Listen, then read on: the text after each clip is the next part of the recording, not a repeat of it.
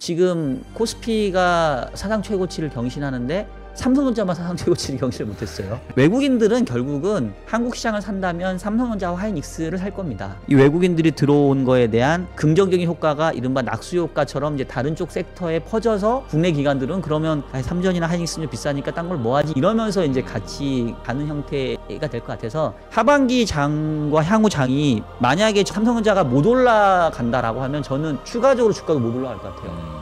약간 성결 요건을 생각하거든요. 그러니까 외국인들이 계속 반도체 섹터를 사주면서 전체적으로 지수가 올라가면서 다른 쪽으로도 약간 온기가 확산되는 구조로 가야 이게 주가가 올라가는 거지, 뭐 반도체가 쉬는데 다른 섹터가 올라간다라고 하면 지수나 전체적인 시장 분위기는 그렇게 뜨겁지는 못할 것 같아요. 예, 심층 인터뷰 시작하겠습니다. 안녕하십니까, 김영롱입니다.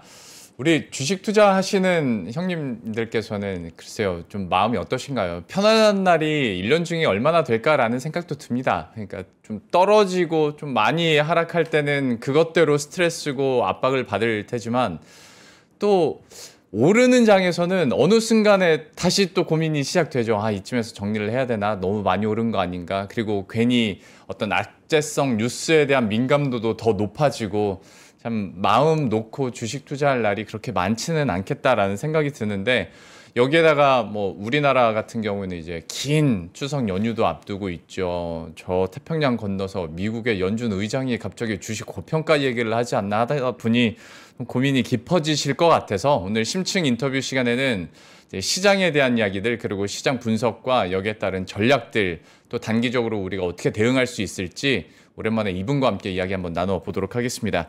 IBK 연금보험 증권운용부장님이신 박종현 부장과 함께하도록 하겠습니다. 어서 오십시오. 네, 안녕하세요. 안녕하세요. 네. 오랜만에 뵙습니다. 예, 오랜만에 뵙습니다. 부장님께서는 일을 하시고, 뭐 일은 항상 스트레스지만 네네. 어떤 투자를 하심에 있어서 투자자로서 네. 맘 편히 그냥 이렇게 놓고 좀 투자를 하시는 편이세요? 아니면 매일매일 좀 압박감이나 좀 스트레스를 좀 많이 받는 편이세요? 일단은 이제 제가 속해 있는 조직은 이제 저는 이제 보험회사에서 보험 자산을 운용하는 네. 펀드 매니저이고요. 저 같은 경우는 이제 주식, 채권, 이제 다양한 자산들의 이른바 분산 투자를 할 수 있기 때문에 네. 그냥 이렇게 주식만 투자를 하시는 분, 그리고 하루하루 성과가 되게 중요한 뭐 딜러라던가 트레이더보다는 조금은 그래도 호흡이 조금 길 수는 있는데, 네. 뭐 그럼에도 불구하고 이게 항상 시장이라는 게 예상대로 또 내 포지션대로 가는 게 아니잖아요. 그쵸. 그리고 뭐 실내로 또 질문을 주셨으니까 9월 달 같은 경우는 사실 저는 국내 증시가 이렇게 셀지는 몰랐거든요. 많은 사람들이. 네. 그래서 사실 9월 달 앞두고 올해 내내 이제 시장이 좋아가지고 잘 이렇게 수익 가져오다가 이제 뭐 7, 8월 이후로는 조금 국내 사실 주식 비중을 조금 줄여놨는데, 네. 9월 달 한국 증시 너무 강하니까 네. 오히려 시장은 좋은데 저는 조금 불편한. 맞아요, 맞아요. 네. 그런 분들이 되게 많았어요. 그러니까 9월에 대해서 약간 좀 조정이 있지 않겠냐라고 생각들을 많이 하다 보니까, 네네. 현금화 하신 분들은 하다가 계속 못 사고 박앤세일 기간이 올 줄 알았는데 세일 기간이 안 오는 그렇죠. 네, 그런 경우들이 많이 생기긴 했었고, 이게 아이러니하게 전문가 집단일수록 그런 네. 현상들이 더 많더라고요. 그러니까 이게 뭐 항상 어떻게 보면 이제 시장의 그 움직임이 중요한 게 아니라 예. 이제 내가 시장 움직임과 이렇게 잘 동행하고 있느냐, 맞아요. 이게 중요한 것 같은데, 뭐 어쨌든 시장이 올랐고 뭐 기본적으로 주식을 다 파는 상황은 아니니까 네. 뭐 계속해서 이제 좋은 성과는 내고 있는데, 9월 달 같은 경우는 이렇게 시장이 많이 올랐는데 내가 옛날보다는 조금 비중을 줄였다라고 하면은 좀 불편한 감이 있는 거죠. 그렇죠, 맞아요. 예. 속상하실 것 같습니다. 그러면 이제 그런 감정을 토대로, 네. 이 감정은 부장님도 저도 우리 시청자 여러분들도 모두 느끼는 공통점일 테니까, 네네. 그러면 어느 순간부턴가 계속 오르는 것에 대해서 너무 기분이 좋았는데 네. 점점점 쏠림이 나타나고 특정 섹터군들이 특히 강하게 올라가고, 네. 근데 그게 지속되다 보니까 자금도 그쪽으로 쏠리고, 네. 분명히 상승 마감했는데 오히려 하락하는 종목들이 더 많아지고, 좀 이런 현상들이 최근에 일어나고 있잖아요. 네, 맞습니다. 그러면 오늘 같은 하락이나 아니면 이런 쏠림 현상들에 대해서 우리가 이제는 경계해야 될 때인가에 대한 고민들 들 수 있을 것 같은데, 네. 부장님의 이제 큰 그림에서의 스탠스는 좀 어떤 편이세요? 근데 기본적으로 한국 주식시장의 어떤 우상향에 대한 어떤 뭐 예상, 뭐 어떤 신뢰, 네. 그거는 이제 계속해서 저는 가지고 있고요. 다만 이제 이게 저희처럼 이거를 업으로 하는 사람들은 이른바 이제 초과 수익을 달성해야 하다 보니 네. 이렇게 이른바 잔파도 조금씩 이렇게 먹고자 하는 그런 욕심이 있을 수밖에 없어요. 그럼요. 네. 그러니까 그냥 계속해서 한국 시장을 좋게 본다고 한다면은 계속 주식을 사놓고 기다리면 되는데 네. 약간의 잔파동이 있을 것 같으면 조금 약간 내가 살짝 팔아서 네. 현금화 시켰다가 좀 싸지면 다시 사야지라는 예. 교만하는 생각을 항상 갖게 되죠. 그래서 이제 그런 게 이제 스텝이 꼬이게 만들게 되는데 네. 일단 뭐 최근의 상황들 보게 되면은 기본적으로 한국 시장의 어떤 체질이 좀 개선된 부분이 있는 것 같고 그리고 그거는 뭐 누가 뭐라 하더라도 이번 그 정부가 들어서 이른바 밸류업 프로그램에 대한 부분들이 계속해서 이제 강화가 됐고 근데 사실은 조금 이제 헷갈렸었던 그 포인트가 뭐였냐면 그 7월 달 이후에 사실 한국 시장이 조금 많이 쉬었잖아요. 예. 근데 그때쯤에 무슨 얘기가 있었냐면 대주주 양도세 기준을 50억에서 10억으로 이제 강화한다. 네.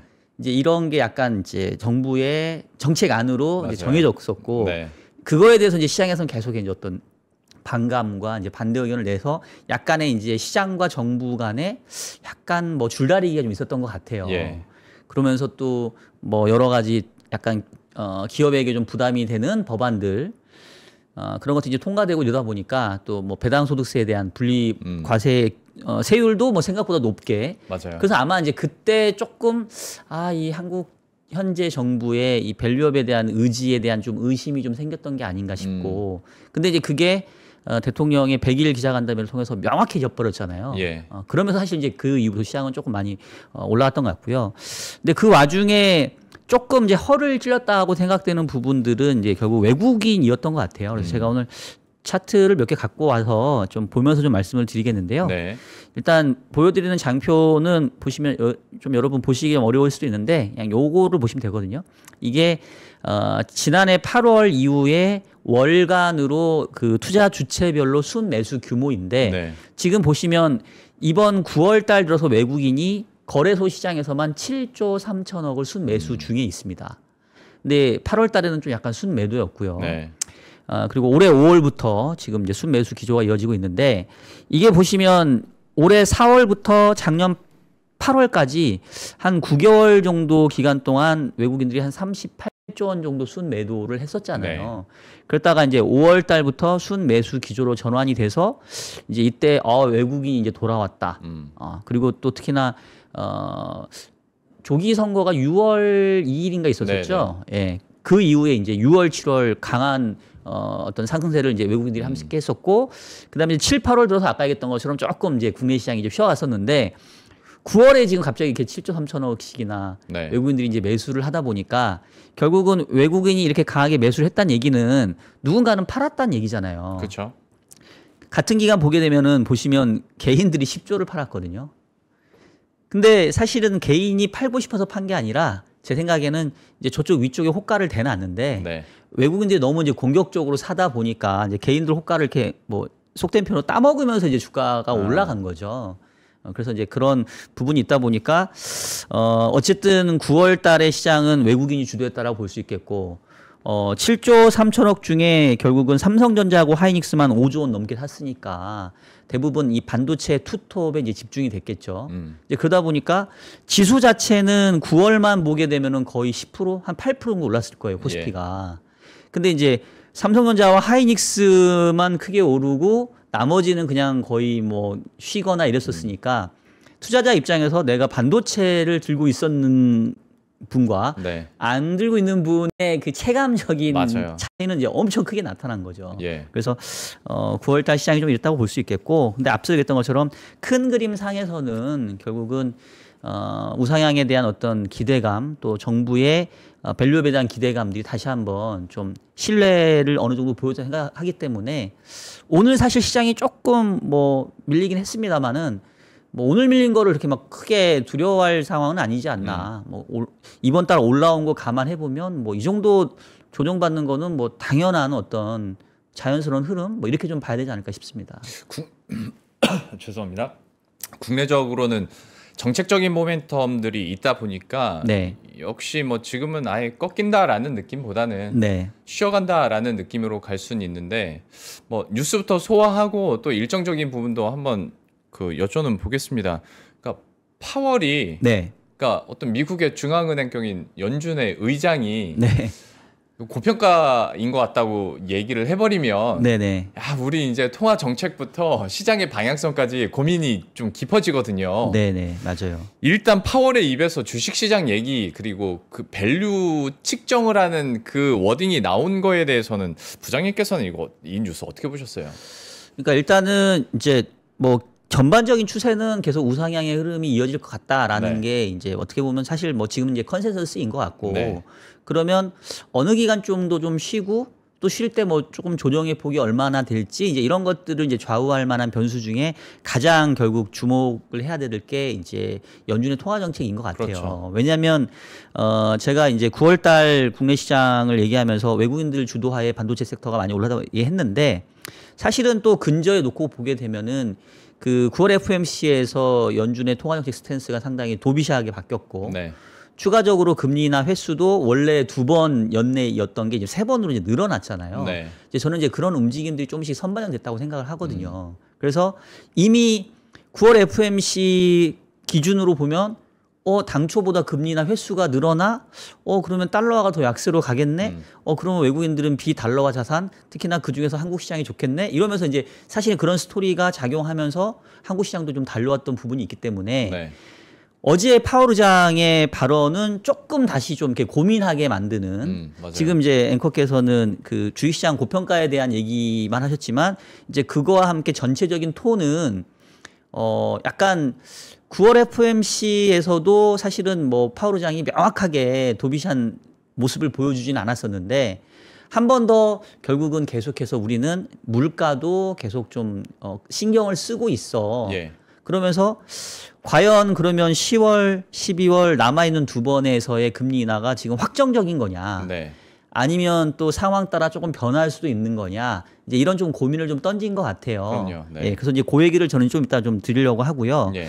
일단 이제 고평가에 대한 부분부터 좀 말씀드리면 역시 또 장표를 하나 보시면 그 미국 시장도 사실 우리 시장이랑 좀 비슷한 것 같은 게 미국도 보게 되면 업종별로 주도하는 섹터 위주로만 이제 맞아요. 주가가 많이 올라와가지고 여기도 흔히 말하는 차별화, 네. 양극화가 되게 심하게 진행되고 있는 것 같고요.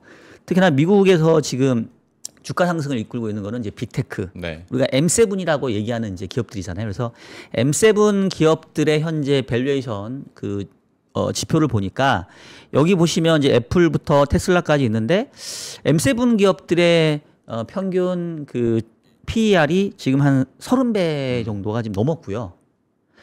그 중에서도 보면 현재 시장을 주도하고 있는 그 엔비디아, AI 얘가 한 52배 정도. 네. 그다음에 이제 테슬라는 뭐 사실은 뭐 이렇게 늘 항상 비쌌어가지고. 논외죠, 저기는. 네. 예. 근데 어쨌든 얘가 이제 240배 정도 이러니까 사실 이 밸류에이션 요 지표만 보게 되면 야 이게 M7 기업 위주로 PER이 30배가 넘어가 있는데 이게 과거 평균 대비 비교해 보면은 분명히 비싼 수준임에는 틀림이 없거든요. 네. 그래서 이제 이런 걸 보면서 계속해서 비싸다, 너무 고평가 영역에 와 있다. 이제 이런 그 어떤 비관론자들의 주장이 꽤 오랫동안 있어 왔죠. 네. 근데 그럼에도 불구하고 이제 시장이 계속 이제 달려왔던 건데 파월 의장도 어제 그 얘기한 걸 보니까 앞에 이제 우리 박근영 부장님도 얘기해 주신 것 같은데 이제 갑자기 파월 의장이 물어보지도 않았는데 자기가 나서가지고 미국 주식시장 비싸요 이 얘기를 한 게 아니라 그렇죠. 이제 기자가 좀 비싼 거 아닙니까? 고평가 영역 아닙니까? 이제 물어본 말에 그런 것 같습니다. 그리고 이렇게. 앞에 전반적으로 이제 부동산부터 자산 가격이 전반적으로 이렇게 올랐다라고 얘기를 그렇죠, 했던 거니까. 그렇죠. 네. 예. 그래서 이제 그런 맥락에서 이제 얘기를 한 거니까 조금은 이제 그 부분 감안해서 들어야 될 필요가 있는 것 같고, 그리고 이제 제가 좀 궁금해서 아침에 한번 찾아봤어요. 그러면 과거에 연준 의장들이 이렇게 자산 시장이나 특히 주식 시장에 대해서 코멘트한 경우가 많지는 않은데. 네. 혹시나 이번처럼 좀 비싸다 지금 뭐 이렇게 멘트했던 적이 있었는지 예. 그리고 그 뒤에 혹시 시장은 좀 어떻게 움직였는지 한번 좀 찾아봤는데 네. 죄송하게도 자료를 준비하지는 않았고 예, 그냥 예. 말씀으로 드리면 가까웠던 예는 2015년도에 네. 그때 제닛 옐런 의장 시절에 현재 미국 주식시장이 좀 고평가되어 있는 것 같다. 그렇게 한번 얘기한 적이 있었어요. 그리고 그 이전으로 거슬러 올라가면은 조금 된 얘기인데 1996년도에 네. 그 앨런 그리스펀이죠. 네. 예, 그 마에스트로라고 하는 또 그분도 그때 주식시장이 비이성적인 과열을 보이고 있다. 되게 유명한 지금도 회자되는 네. 그 얘기를 하신 게 바로 1996년입니다. 예. 그러면 이제 그렇게 얘기하셨는데 그 뒤에 주가가 어떻게 되는지 궁금하잖아요. 네. 뒤에부터 말씀드리면 1996년도에 그린스펀 의장이 현재 미국 주식시장이 비이성적인 과열을 보이고 있다라고 했는데 주가는 92년도니까 2000년까지 쭉 올라가거든요. 네. 왜냐하면 이른바 닷컴 버블이 그렇죠. 2000년 초반까지 이어졌으니까. 예. 그러니까 그린스펀 의장의 경고에도 불구하고 주가는 4년 5년을 간 거예요. 그러니까 뭐 사실은 전혀 네. 만약에 그때 그린스펀 의장의 경고를 귀담아 듣고 그래 미국 주식시장 너무 비싸지 이러면서 팔았다고 한다면 이제 상당히 배가 아팠겠죠. 네. 그 다음에 이제 가장 최근이었던 그 제닛 옐런 의장의 2015년 그때도 사실상 미국 주가는 19년 말 2020년 초까지 코로나 직전까지 계속 쭉 올라갔습니다. 네. 중간에 부침이 있었고 공통점은 그 발언한 다음에 그 다음 날 정도는 좀 빠졌더라고요. 근데 그 뒤로는 결국은 이제 갈 길을 가는. 그래서 이제 제가 하고 싶은 얘기는 뭐 이제 파월 의장의 전체적인 톤은 좀 이해를 하겠어요. 왜냐하면 사실은 연준 입장에서 저는 이제 좀 뒤에 자세하게 말씀드리겠습니다만은 이번에 9월 FOMC에서 기존보다 도비시한 스탠스를 취했는데 경제 상황이나 자산 시장이나 이런 상황들을 보게 되면 저는 그렇게 굳이 기존보다 금리나 횟수를 늘려야 될 어떤 필요성을 저는 못 느끼겠거든요. 네. 근데 이제 아마 본인들도 그렇게 별로 느끼는 것 같지는 않고 근데 이제 어쨌든 지금은 정치적인 입김이 작용을 해서 약간 이제 등 떠밀리듯이 이제 정책 스탠스가 좀 더 도비시하게 가고 있기 때문에 한편으로는 파월 의장은 좀 계속 걱정은 할 것 같아요. 이게 자칫 잘못해서 자산시장에 버블을 만드는 게 아니냐. 그럼 결국은 뭐 단기적으로 좋겠지만 항상 버블은 언젠가 또 대가를 치르니까 이제 그런 면에서 파월 의장은 조금 긴 얘기를 좀 한 게 아닌가 일단 요렇게 좀 저는 생각을 하고 있습니다. 어쨌거나 연준 의장이 시장과 관련된 직접적인 평가를 하는 게 그렇게 흔한 일은 아닌 게 실제로도 맞는 거였고 뭐 10년, 20년에 한 번 나오는 발언인데 한 거니까 그것 때문에 이제 시장에서는 10월 통화 정책의 속도 조절 불안 약간 이런 거를 반영은 했지만 네네. 과거 사례를 봤을 때도 이런 얘기가 나오고서도 시장은 달려가기로 마음 먹었으면 달려가더라. 그리고 사실 뭐 연준 의장과 1대1로 비교할 건 아닙니다만 얼마 전에 그 오픈 AI 샘 알트만도 AI 투자에 대해서 너무 이거 과한 기대다라고 얘기를 해서 다음날 빠졌지만 이후로 네. 또 다시 회복을 하면서 오른 거 보면 네. 지금 시장에 대한 자신감이나 뭐 우상향은 크게 꺾일 것 같진 않은데 네. 사실 미국 증시에 대한 의심은 상대적으로 좀 덜 하거든요. 네. 워낙 뭐 AI 쪽으로는 그리고 실적과 투자가 어마어마하니까요. 근데 우리나라 같은 경우에 제가 그러니까 못 믿는 건 아닌데 우리 네네. 시장을 외국인들 입장에서 봤을 때 미국의 M7보다 이익에 대한 상향 조정치가 그렇게 크지 않고 네. 투자가 많지 않고 그리고 더 적은 기업들로 쏠림이 이렇게 이뤄지는 상황에서 언제까지 이거를 계속 이 몇 개 종목으로 끌고 갈 수 있을까? 한편에서는 삼성전자나 SK하이닉스 쪽으로 자금이 오히려 그냥 블랙홀처럼 빨려가기도 한다라고 표현도 하시던데 네네. 약간 그러면 미국과 우리나라 분위기를 좀 달리 봐야 되나 좀 걱정이 네. 괜히 좀 쫄보 마음에 들어가지고 근데 사실 저는 오히려 국내 시장을 더 계속 좋게 보는 편이고요. 네. 그러니까 사실 작년 말부터 뭐 저뿐만 아니라 대부분의 주식 전문가 분들께서 올해는 미국 주식보다는 한국 주식이 좋을 것 같다라는 말씀들을 많이 하셨고 그랬죠. 저도 꽤 강하게 동의를 했었어요. 왜냐하면 그냥 작년하고 올해 가장 큰 차이는 이른바 작년에는 한국 시장에서 어떤 정책이 부재한 상황이었고 네. 정치적인 대립이 극한에 달했었기 때문에 어떤 정책이나 어떤 뭐 희망적인 부분들이 전혀 없었던 상황이었고요. 예. 근데 이제 올해 같은 경우는 어떤 형태로든지 이제 정치적인 불확실성들이 이제 뭐 해소가 되고 어쨌든 뭐 조기 대선 이후에 누가 새 정부를 뭐 만들든 간에 그동안은 이제 약간 거의 없다시피 했던 정책의 부재가 살아날 수 있기 때문에 그래서 어쨌든 올해는 한국 시장이 미국 시장보다 훨씬 좋지 않겠냐. 네. 그래서 실질적으로 올해 현재까지 성과를 보게 되면은 코스피가 YTD 기준으로 한 42%, 40%대일 거고 나스닥이 올해 한 뭐 S&P가 15%, 12% 정도 이렇거든요. 그래서 확실히 이제 올해는 한국 시장이 이제 선방을 했는데 하반기 들어서 저도 아까 얘기했던 것처럼 조금 이제 의심했던 게 정부의 어떤 밸류업에 대한 의지가 좀 퇴색됐던 게 아니냐. 약간 그런 고비들이 있었던 것 같아요. 근데 앞서도 얘기했던 것처럼 그 대통령의 100일 기자간담회를 통해서 이제 시장의 얘기를 계속 귀담아 듣는 어떤 모습을 보였다는 게 저는 그게 가장 포인트였던 것 같고 뭐 50억, 10억 우리 굳이 고집하지 않겠다. 시장이 원하는 부분들을 계속 이제 들어주는 쪽. 그다음에 이제 또 그 저는 이제 상징적이었다고 보는 게 지난주였나요? 그 증권사의 리서치 센터장들 이렇게 용산 대통령실에 불러가지고 대통령께서 뭐 국장 복귀는 진흥순이 되게 하겠다. 그래서 이런 것들이 저는 조금 아유 한국 정부 이러다 말겠지라는 어떤 의구심을 좀 걷어줬다라는 부분에서 저는 이제 그 부분을 상당히 저도 주목하게 만들어서 저도 이제 다시 아 그래 이러면 아직 한국 시장의 모멘텀이 끝나지 않았다라고 다시 한번 좀 믿게 된 계기가 됐고 지금 이제 말씀하셨던 부분도 생각해 보면은 이제 미국 시장 대비 한국 시장이 이제 어떤 실적이라든가 이런 게 좀 부족하지 않냐 이제 이렇게 하는데 지금은 이제 이른바 릴레이팅이 주된 어떻게 보면 화두잖아요. 맞아요. 그러니까 물론 기업의 실적이 떨어지면 안 되죠.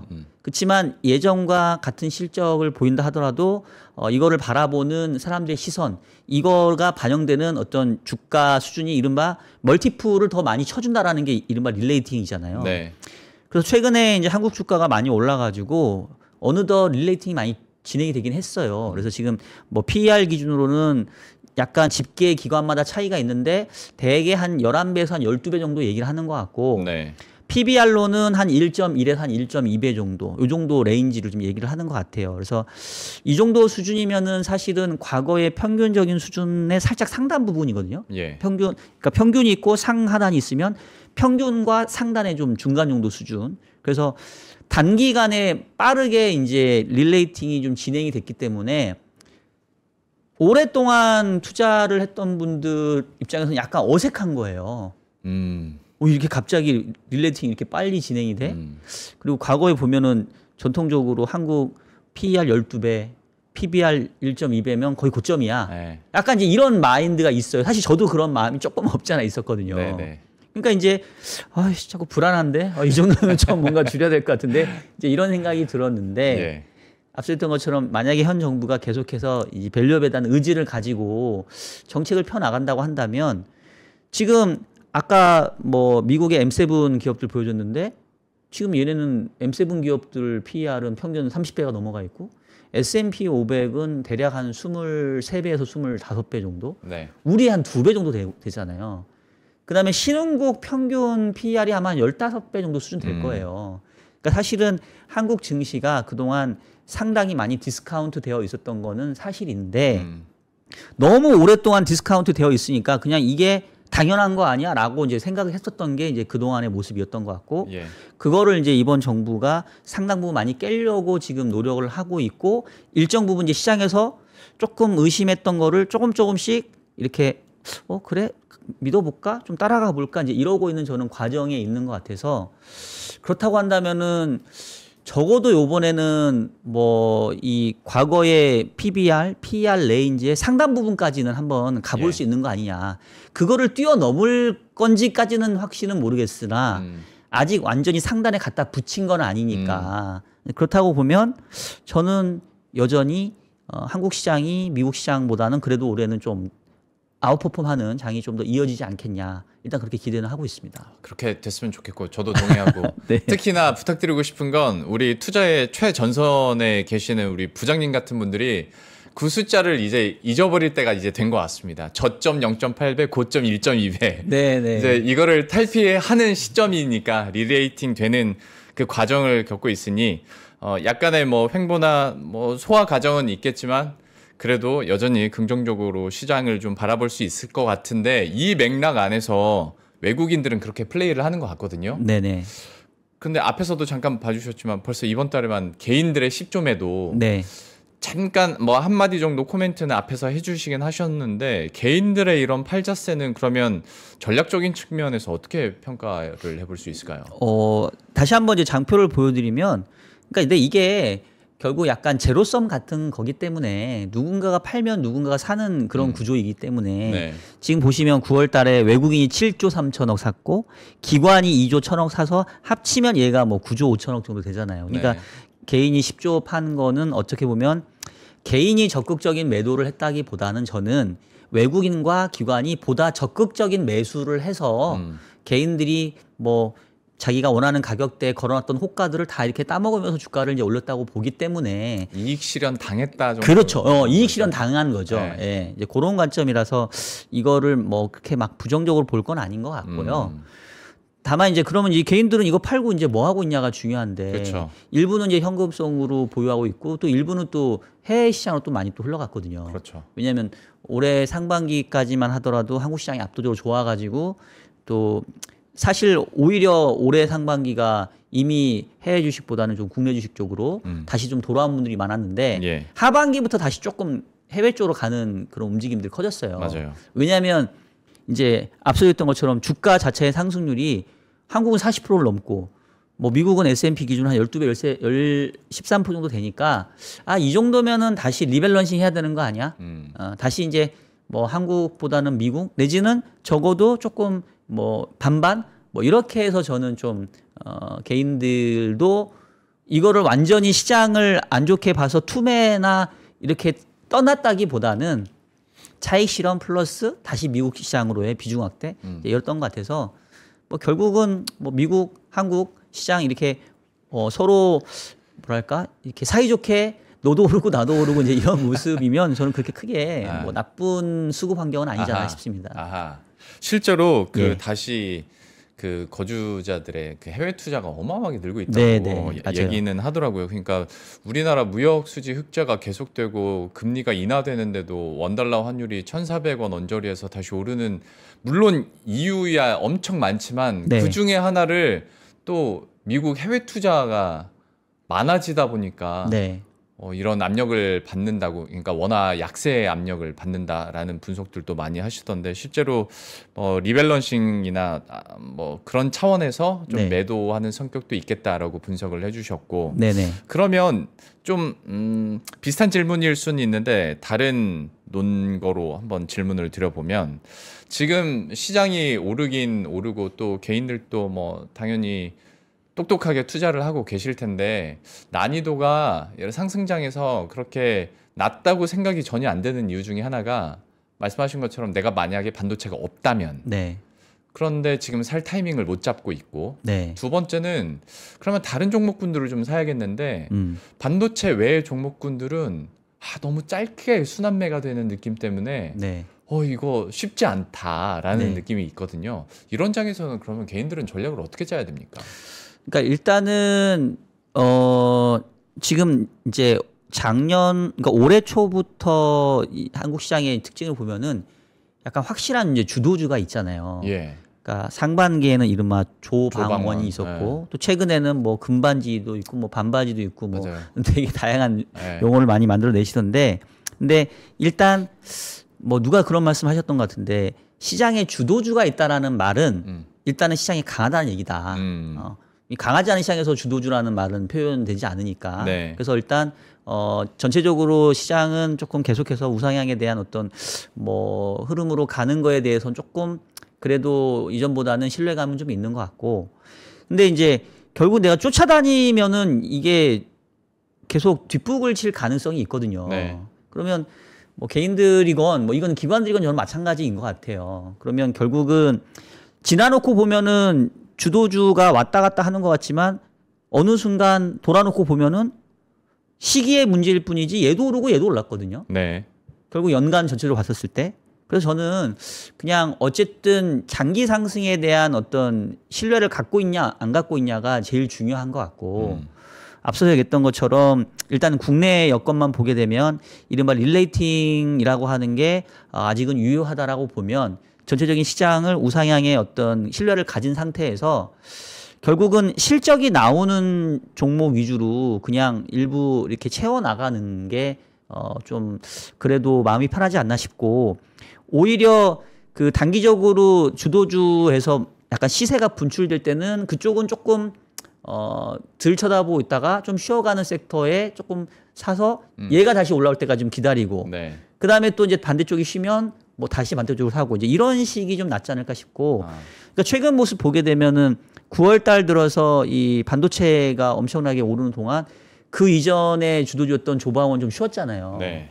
근데 오늘 보면은 또 반도체가 좀 쉬니까 또 조방은 여지없이 또 오르잖아요. 예. 그러니까 약간 시소 게임 같은 그런 거라서 전략적인 측면에서 본다고 한다면 어차피 담아가는 전략이 지금은 좀 맞는 것 같고 담아가는 대상을 조금 약간 스포트라이트를 덜 받는 애들을 요럴 때 조금 채워서 전체적으로 평균 단가를 좀 낮춰가는 게 낫지 않을까 싶고 뭐 지금은 뭐 무리하게 샀다 팔았다 하기보다는 그냥 어느 정도 계속 그 비중을 좀 늘려가는 게 뭐 좀 낫지 않을까 싶고 단기적으로 9월 달에 시세 상승이 너무 가팔랐기 때문에 조금 미리 못 산 부분도 분명히 있을 거란 말이에요. 아까 얘기했던 것처럼 9월 달은 좀 그 외국인한테 뺏긴 부분이 있기 때문에 네. 오히려 조금 조정의 흐름들을 보이면 다시 채우는 기회로 저는 좀 뭐 단기적으로도 그렇고 연말까지도 그렇고 그런 기회로 좀 삼으면 어떨까 일단 이렇게 생각을 하고 있습니다. 그러면 종목군 선택에 대해서는 네. 그러니까 시장의 현상과는 약간 반대로 생각할 필요도 있겠네요. 그러니까 좀 조정을 받는 걸 네. 오히려 너무 겁먹을 게 아니라 좀 매수의 기회로 좀 삼을 수 있겠다라는 얘기도 네. 해주셨는데 그 전반적인 기조에 대해서 참 동의하다가도 살짝 달력을 보면 망설여지는 게 다다음 주면 네. 꽤나 긴 추석 연휴지 않습니까? 네, 맞습니다. 개인 투자자들도 부담스럽고 그러니까 네. 그 사이에 외국인들이 어떻게 플레이할 줄 알고 라는 네. 불안감들도 국내외적으로 다 있는 것 같습니다. 네. 추석 연휴 앞두고는 그러면 이건 어떻게 해야 되는 겁니까? 그 이번에 이제 10월 3일 개천절 휴일까지 겹쳐가지고 이제 좀 길어졌는데 네. 그렇지 않아도 이제 저도 좀 궁금해서 찾아봤거든요. 이렇게 지금처럼 이렇게 연휴가 길 때는 뭐 외국인들 특히 좀 어떻게 움직였나 보니까 뭐 대체적으로 그렇게 적극적이진 않고 좀 보수적이었더라고요. 네. 왜냐면 아무래도 이제 불확실성이 좀 노출되는 부분이 있기 때문에 뭐 굳이 뭐 연휴 이전에 막 엄청나게 뭐 매수를 막 꽉꽉 담아갈 그럴 필요성은 좀 못 느끼는 것 같더라고요. 예. 그래서 시장도 연휴에 대한 부담이 좀 분명히 있는 것 같고 또 연휴 기간 동안 요즘에 뭐 지금은 좀 덜하지만 자고 일어나면 뭐 트럼프가 또 한마디 하고 뭐 어디서 사고 치고 막 이러니까 되게 피곤했던 날들이 있었잖아요. 네네. 그래서 그런 걸 감안해 보면 마침 9월 달에 주가도 좀 많이 올랐고 외국인도 많이 또 샀고 이러니까 이제 제 생각에는 대충 추석은 그냥 뭐 현재 정도 수준에서 뭐 조금 이렇게 보수적으로 포지션 잡고 넘어가려고 하는 니즈가 더 많지 않을까. 저 같아도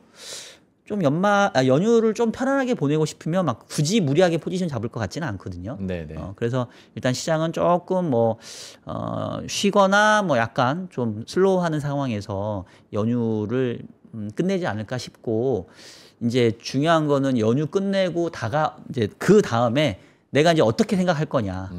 이제 연휴 끝내고 오면은 벌써 10월 중순이면 이제 연말까지 이제 시간이 얼마 안 남았잖아요. 약간 분위기 끝내는 분위기일 수도 있을 것 네, 같은데. 그러면 이제 올해 장사를 내가 그냥 여기서 마무리를 할 건지 네. 아니면 이제 내년까지 이어질 거라고 생각하고 다시 이제 포지션을 잡을 건지 이제 그거에 대한 고민이 저는 이제 더 중요한 것 같은데 일단 이제 그거에 대한 뭐 제 견해는 앞서 얘기했던 것처럼 이게 쉽게 끝날 장은 아닌 것 같아서 이거를 딱 연말이라고 해가지고 올해 이 정도 벌었으니까 올해 그냥 뭐 다 차익 실현하고 이제 주식 다 안 쳐다봐 이런 장은 아닌 것 같아요. 내년 적어도 상반기까지는 좀 기대감이 이어질 수 있어서 뭐 연말까지 시장이 그렇게 저는 나쁘진 않을 것 같고 그러면 이제 앞서 얘기했던 것처럼 오히려 9월에 조금 포지셔닝을 못했던 쪽에서는 조금씩 뭐 조정 받는다거나 좀 쉬어가면 오히려 채우는 기회들로 좀 보는 게 맞지 않을까 이런 생각을 하고 있어요. 저 좀 곤란하실 수도 있는데 질문 하나만 네. 좀 들어보겠습니다. 네. 여기서 운용을 하고 계시니까. 네네.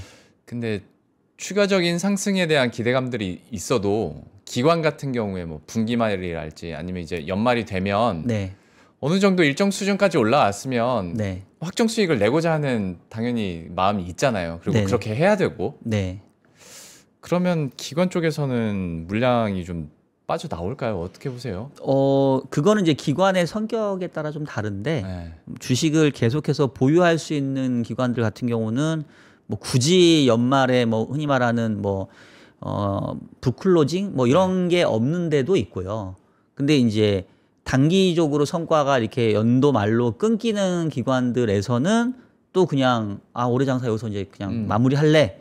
뭐 이른바 11월에 클로징하고 12월은 또 이 성과에 반영이 안 되는 그런 기관들이 맞아요. 있거든요. 네. 그러니까 11월 말까지만 카운팅이 되지 12월은 벌어도 성과에 반영이 안 되는 그 주체들이 몇몇 있어요. 그렇습니다. 예. 그래서 이제 그런 데들은 조금 쉴 수 있겠죠. 근데 그러면 이제 그렇다고 보면은 매년 12월 달이 주가가 안 좋아야 되는데 과거에 강세장일 때 그럼 12월에 항상 그러면 주가가 꺾였냐? 또 그거는 또 아니거든요. 또 산타가 올 때도 있어요. 예, 산타가 올 때도 있고 또 거꾸로 뭐 12월 말에 이른바 뭐 윈도우 드레싱 해가지고 또 연말 수치를 좋게 만들어내는 것도 있으니까 저는 그냥 뭐 그거는 약간 마이너한 부분인 것 같아요. 네네. 그게 전체 시장을 좌우할 것 같지는 않고 또 오히려 뭐 12월에는 지금 개인이 계속해서 뭐 몇 달째 순매도인데 갑자기 개인이 살 수도 있는 거고 그리고 외국인이 이제 다시 9월부터 순매수를 재개했기 때문에 또 연말에 또 더 땡길 수도 있는 거고 그래서 뭐 기관들이 그렇게 현재 연말 북클로징이나 이 어떤 포지션 정리로 인해서 시장에 영향을 주는 그림보다는 저는 그냥 내년도 상반기에 대한 전망이 제일 중요할 것 같아요. 전통적으로 연말 시장은 내년도 시장을 일정 부분 투영해서 가게 되거든요. 네. 내년 시장이 좋다고 생각이 되면 연말까지 쭉 끌고 가서 오히려 연초에 피크가 나는 경우들이 많아요. 꽤. 거꾸로 내년도 시장이 별로 안 좋아 보이면 그냥 미리 연말에 빠져버리고 막상 내년 가면 다시 시장이 저점에서 반등하는 경우도 많거든요. 그래서 저는 결국은 연말장은 내년도 한 상반기 정도의 시장 전망이 제일 중요하지 않을까라는 생각이 듭니다. 그냥 제가 다 본 건 아니지만 대다수의 컨셉 보면 내년 일단 상반기까지는 좋을 것 같다라는 전망들이 많긴 하던데 맞습니까? 그러니까 지금 뭐 증권사에서 나오는 이제 내년도 전망치가 이제 슬슬 나오고 있는데 사실은 이런 분위기에서 내년에 안 좋다고 얘기할 기관은 없어요. 그렇죠. 저도 리서치 센터에서 십몇 년 동안 근무하면서 맨날 연간 전망치 숫자를 냈지만 뭐 비록 제가 주가 담당은 아니었지만 대부분 다 그냥 뭐 우상향으로 씁니다. 그래서 이제 저는 뭐 그거는 딱히 약간 이제 고장난 시계 같은 느낌이라서 이제 그건 그렇고 제가 이제 내년도 상반기 전망을 얘기하는 건 결국 저는 이제 정책이라고 보거든요. 정책. 그리고 제가 이제 쭉 국내 정책만 주로 좀 얘기를 했는데 앞서도 얘기했던 것처럼 사실은 저는 이제 연준의 통화 정책의 방향이 제일 중요하다고 봐요.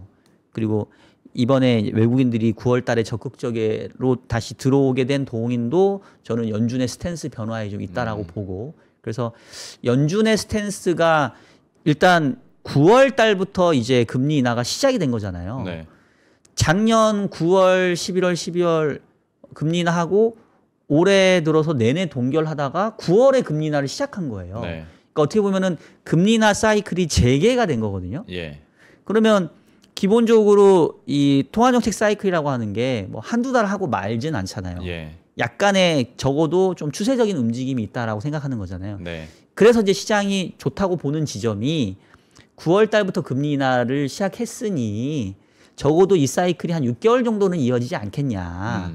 그러면 올해 그 점도표에서 예고한 것대로 뭐 9월, 뭐 10월, 뭐 12월 세 차례 하고 내년도 상반기에도 뭐 한두 번 더 하는 거 아니야? 요거에 대한 그 기대감이 저는 현재 시장을 상당히 지지하고 있다고 보여지거든요. 그래서 이게 유효하다면 연말장도 좀 뭐 현재 흐름에서 크게 벗어나지 않을 것 같고 만약에 이 흐름이 또는 이 기대감이 좀 흔들린다. 그러면 이제 연말장의 주가는 상당한 변동성을 보일 수 있죠. 아. 그래서 저는 이제 그게 상당히 중요한 포인트 같고 오늘 사실 제가 좀 얘기하고 싶었던 내용도 이제 그 내용이긴 합니다. 그래요? 예. 그럼 관련해서 조금 더 이야기를 좀 풀어주시죠. 네. 일단은 그 앞서서 얘기했던 것처럼 이제 9월 FOMC 결과는 기존보다는 도비시한 쪽으로 확실히 바뀌었고 네.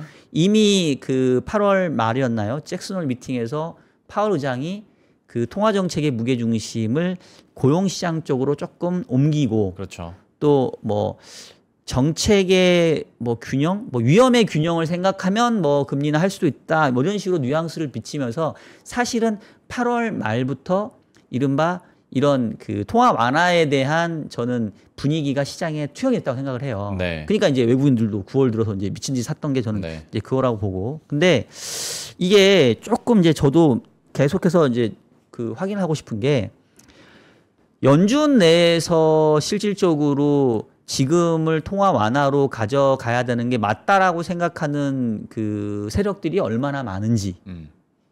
왜냐하면 최근에 나타나는 연준 내 현상들은 이제 이른바 분열이거든요. 네. 그리고 그 분열을 가장 크게 부각시키고 있는 게 바로 이분이잖아요. 지금 장표를 보시면 이 사진이 조그맣게 나왔는데 이 스티븐 미란, 그렇죠. 스티븐 뭐 마이란이라고도 하고 이분이 그 요번에 FOMC에 극적으로 참여를 하게 됐잖아요. 네. FOMC가 17일, 18일 있었는데 이분이 상원 인준을 받은 게 9월 15일인가 16일인가 그래요. 네. 하루인가 이틀인가 전날에 상원 인준 받고 바로 이제 회의에 참석해서 또 참석하자마자 50bp 기컷을 외쳤죠. 소수 의견. 네네. 그리고 그뿐만 아니라 점도표상에서 올해 연도 말에 이렇게 홀로 외떨어져 있는 외딴섬, 네. 요게 오른쪽에 있는 게 9월 FOMC 점도표죠. 예. 보면은 지금 2.9를 찍어놨거든요. 그러면 지금 4.25니까 125bp의 금리 인하를 이제 주장한 거죠. 그러면 이제 지금 2번 남았으니까 50bp, 75bp 인하를 하든지 아니면 지난 9월부터 50, 50, 50을 했던지 이제 이런 전망 수치를 이제 이 사람은 적어낸 거죠. 예. 그래서 이제 전체적으로 이제 시장이 도비시하게 변했는데 근데 지금 이제 요거를 제가 왜 보여드리고 싶었냐면 가만히 보시면 우리가 점도표에서 이제 숫자를 보는 건 이른바 메디안 값이잖아요. 네.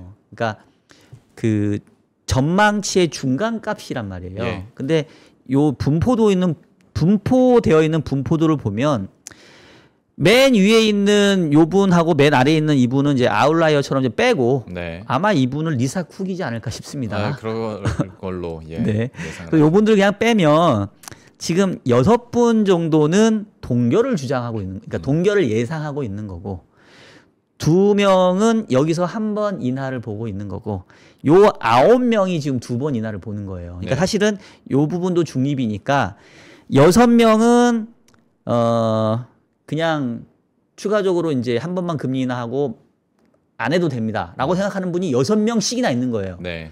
반면에 그보다 좀 많은 9명은 오히려 50bp를 해야 됩니다. 이러고 있는 거예요. 근데 이쪽이 다수이다 보니까 지금 이제 메디안 값이 여기에 찍혀가지고 우리가 눈으로 보는 점도표가 지금 한 단계 내려간 거죠. 네. 근데 결국은 보면 약간 양 끝단에서 지금 분열돼 있는 거예요. 네.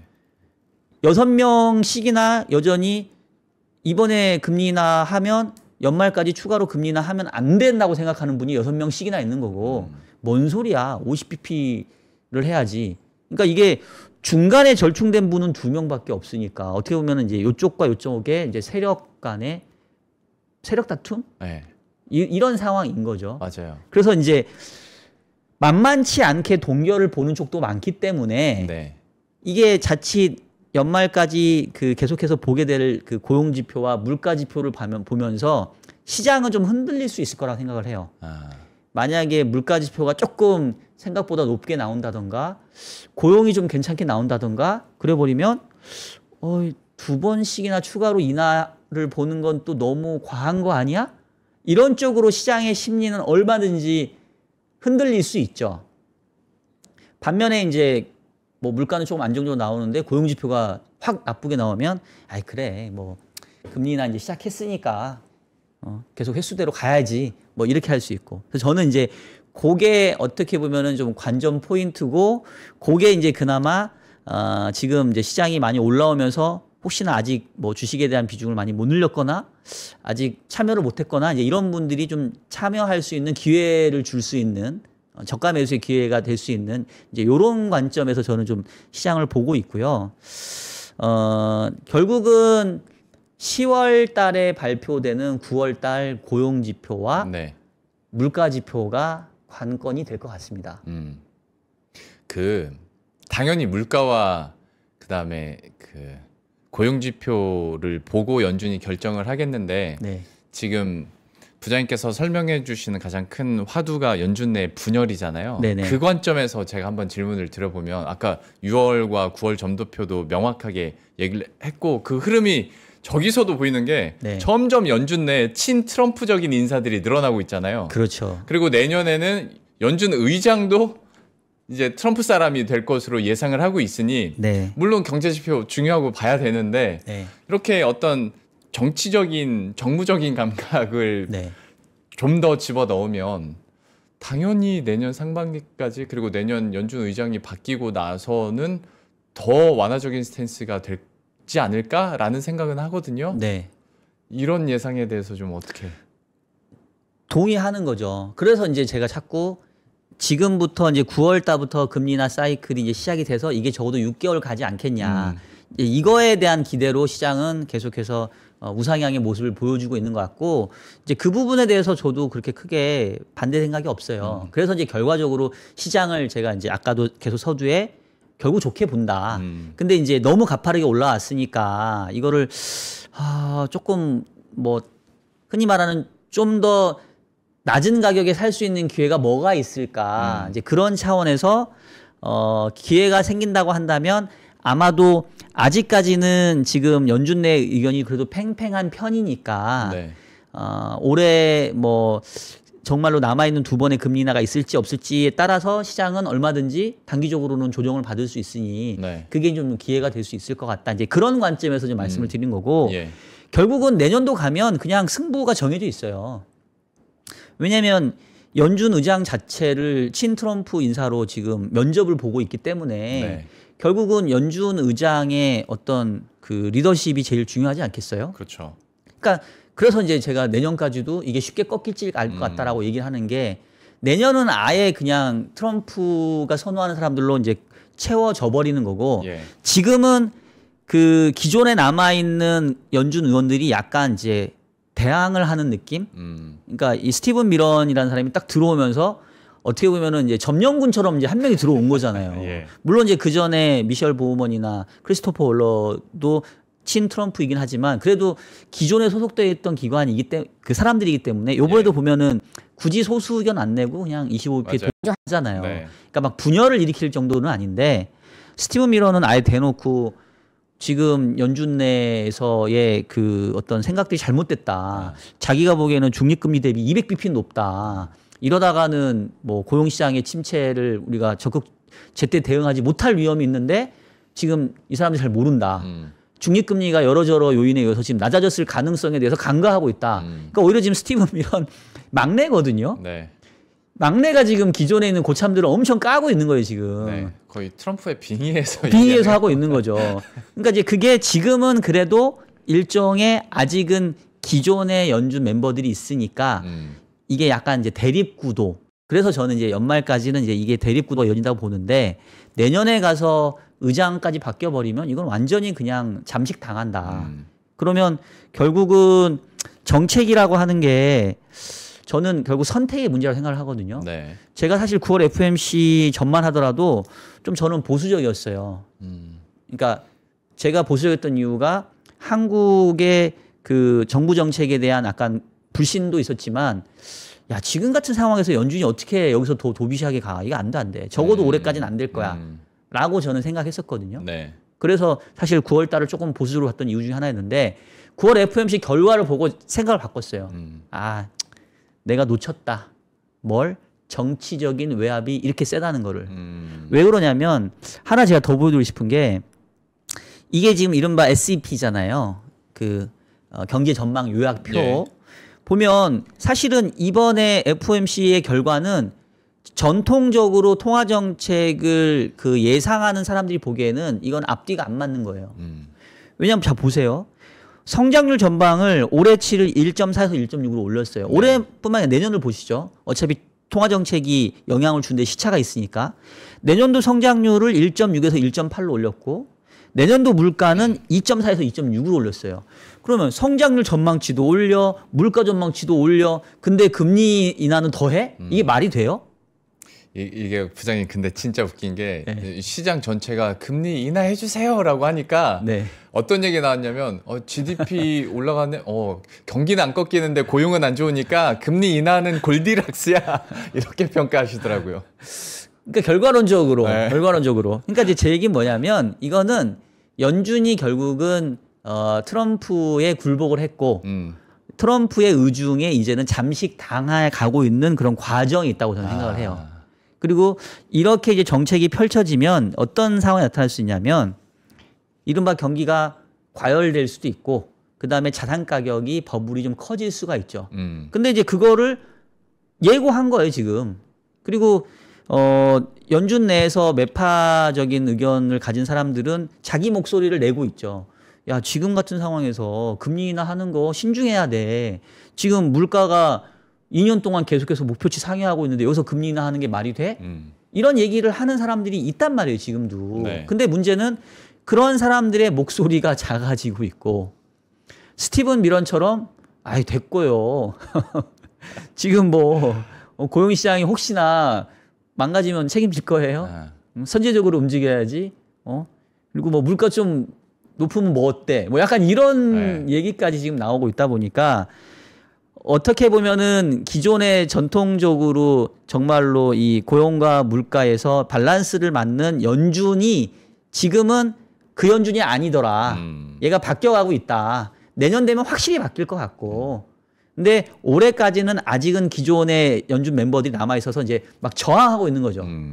그러니까 이제 저는 그 저항이 연내에는 조금 시장의 변동성을 키울 수 있고 그러면 그게 이른바 저가 매수의 기회를 줄 수 있지 않겠냐. 그 부분을 좀 포인트로 봐보자.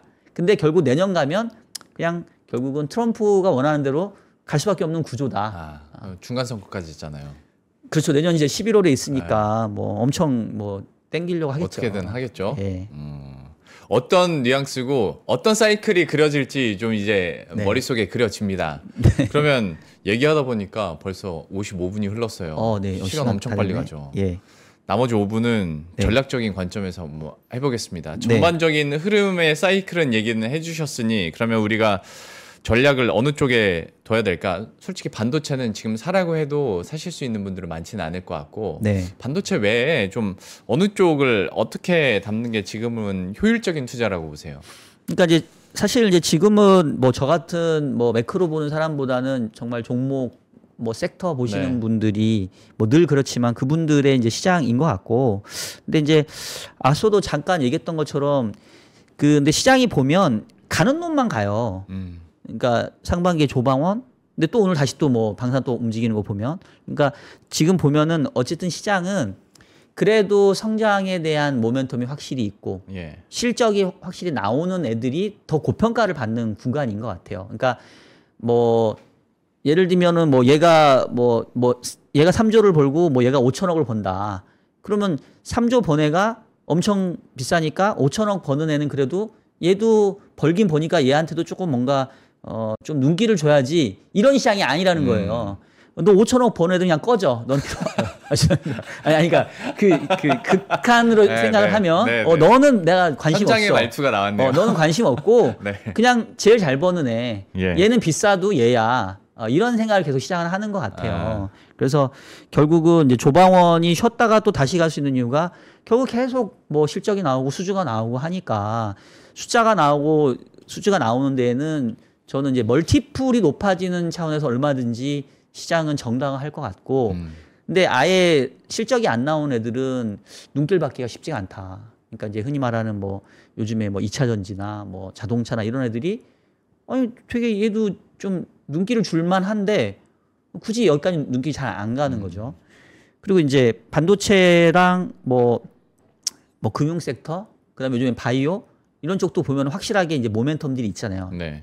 그러니까 이런 쪽은 저는 비싸도 오히려 비싼 놈이 가는 그런 시장이지 않을까 싶어서 지금은 결국은 올해 주도주라고 한 번씩 이렇게 호명됐던 애들을 그냥 그때 봐서 아 그래도 얘가 조금 쉬었네. 그러면 얘를 지금은 담고 또 기다려다가 또 다른 쪽이 조금 쉬면 얘를 담고 이런 식이 저는 좀 낫지 않을까 싶고 그다음에 이제 약간 마이너하게 지금 이제 그 한국 시장의 밸류업에 어떻게 보면은 완결편 뭐 이게 이제 3차 상법 개정 아니니까 이거를 뭐 연말에 하네 뭐 내년으로 늘어지네 이렇게 얘기하고 있는데 이제 이게 언제 되느냐에 따라서 뭐 지주나 뭐 증권이 뭐 조금 빨리 합류를 할 거냐 아니면 얘는 순서가 좀 뒤에 있을 거냐 이제 이런 정도 차이 있는 것 같고요.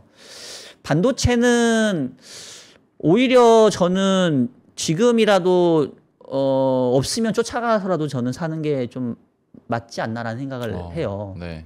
왜냐하면 뭐 삼성전자가 많이 올라갔다 하더라도 지금 코스피가 사상 최고치를 경신하는데 삼성전자만 사상 최고치를 경신을 못했어요. 예. 그래서 그걸로도 어느 정도 조금 추가적인 상승 모멘텀이 있는 것 같고 그다음에 이제 외국인들은 결국은 한국 시장을 산다면 삼성전자와 하이닉스를 살 겁니다. 네.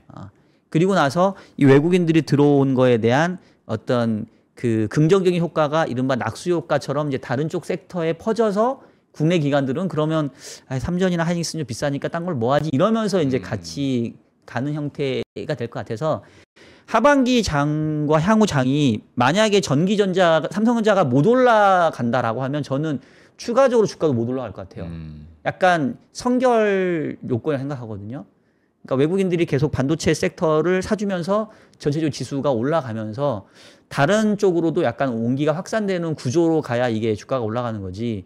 다시 뭐 반도체가 쉬는데 다른 섹터가 올라간다라고 하면 지수나 전체적인 시장 분위기는 그렇게 뜨겁지는 못할 것 같아요.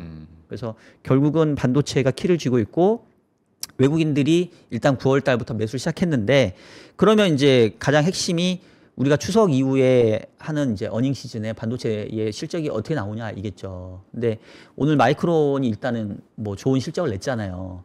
근데 이제 이것도 해석이 분분한 게 마이크론이 좋은 실적을 낸 게 업황이 좋은 결과이기도 하지만 마이크론이 이제 경쟁자가 되는 거 아니야라고 이제 또 생각할 수는 있는데 네. 아직은 저는 파이가 커지는 구간에 있다고 보기 때문에 이제 그거는 뭐 다음 스탠스인 그렇죠. 것 같고 네. 만약에 이제 10월에 3분기 실적이 반도체가 꽤 좋게 나온다고 하면 지금 가격에서도 저는 그렇게 반도체를 다 왔다라고 단정할 필요는 없지 않나라는 생각을 하고 있습니다. 알겠습니다. 반도체에 대해서 없으신 분들이 이제 포모 얘기도 많이 하시던데 거기에 대한 어느 정도 그 결정의 힌트는 또 부장님께서 주신 것 같고 큰 그림에서의 사이클과 그리고 어느 섹터군을 우리가 좀 더 눈여겨봐야 될지에 대한 이야기들 특히 추석 연휴 전후로 해서도 또 세분화해서 얘기를 해주셨기 때문에 여러분들도 좀 참고하시길 바라겠고요. 어느덧 훌쩍 1시간이 지나서 부장님과는 여기서 인사드리도록 하겠습니다. IBK 연금보험 박종현 증권운용부장과 함께했습니다. 말씀 고맙습니다. 네, 고맙습니다.